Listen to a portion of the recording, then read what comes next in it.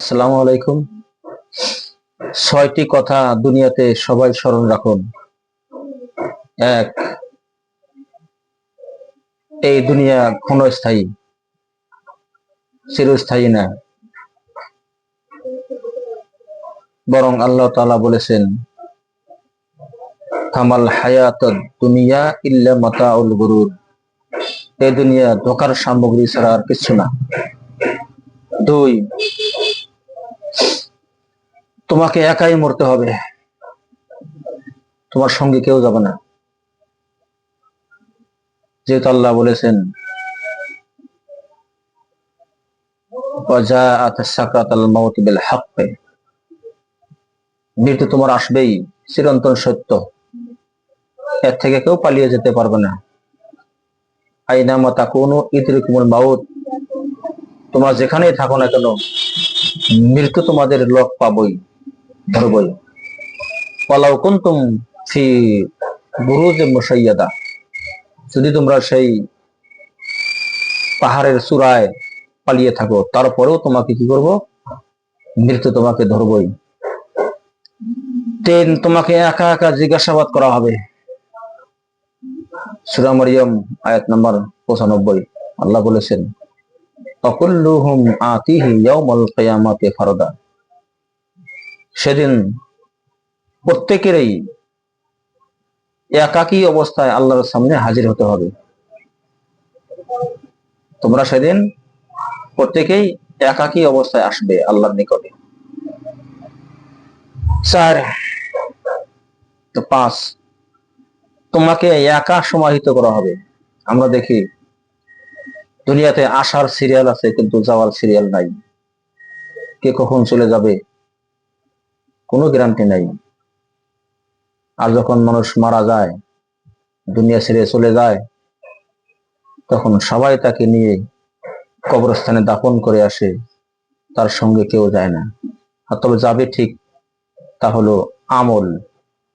দুনিয়াতে যে সমস্ত কাজ করেছে, ভালো এবং মন্দ, দুইটা তার সঙ্গে যাবে। যদি তার আত্মা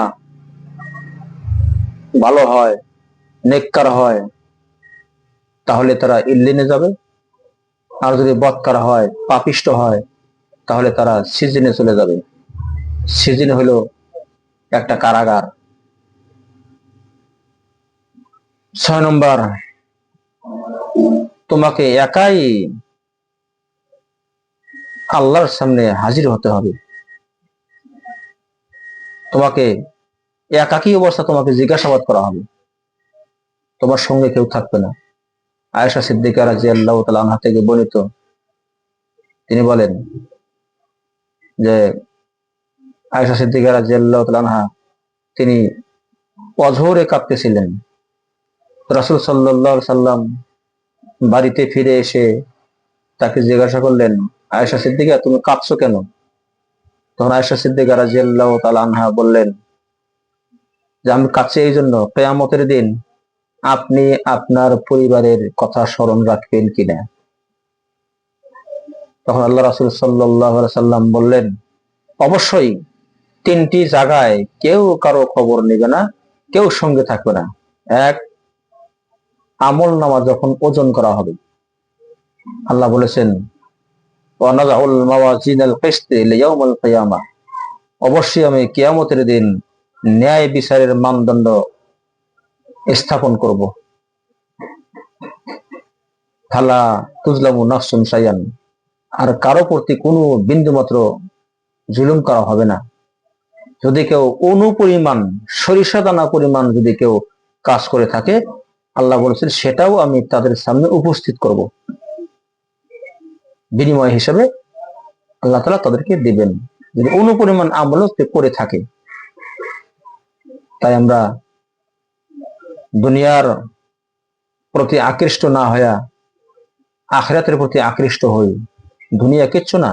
আল্লাহ বলেছেন, ওয়া আনিবু ইলা রাব্বিকুম ওয়া আসলিমু লাহু, তোমরা তোমাদের রবের অভিমুখী হও এবং তার কাছে আত্মসমর্পণ করো।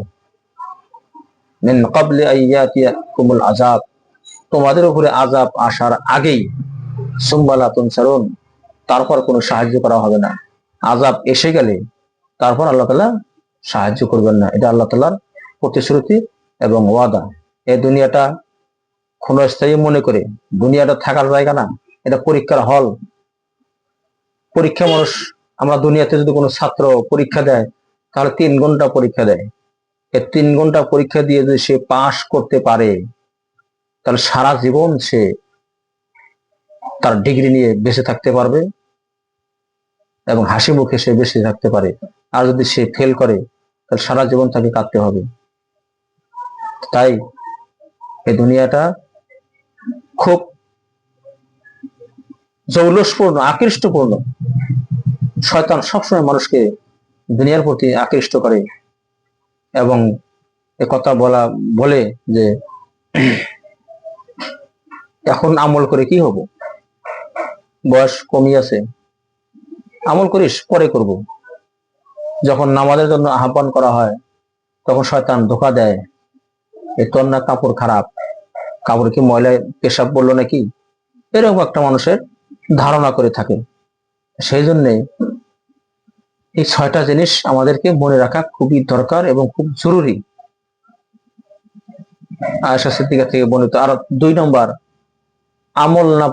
আমল নামা প্রাপ্তির স্থান, অর্থাৎ আমল নামা তাকে ডান হাতে দিবে না বাম হাতে দিবে, কেউ থাকবে না।